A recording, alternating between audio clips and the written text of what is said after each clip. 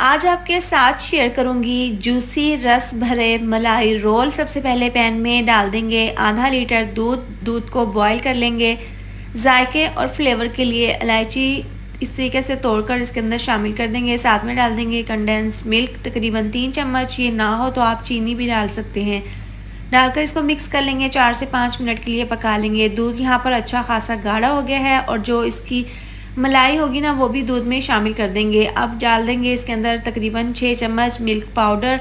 ज़बरदस्ती मलाई रोल के लिए हमारी ये रबड़ी तैयार है। बस इसको 2 से 3 मिनट के लिए पका लेना है। इसको हम ठंडा कर लेंगे। ठंडा होने के बाद ये दूध और भी गाढ़ा हो जाएगा। अब यहाँ पर 1 कप है मलाई, दूध की फ्रेश मलाई है। हल्का सा मिक्स करने के बाद 3 चम्मच कंडेंस मिल्क, 2 चम्मच डाल देंगे। बारीक कटे हुए बादाम मिक्स कर लेंगे। मलाई रोल के लिए ज़बरदस्त सा मिक्सचर तैयार है। यहाँ पर ब्रेड के स्लाइस इसके किनारे छुरी से अलहदा करके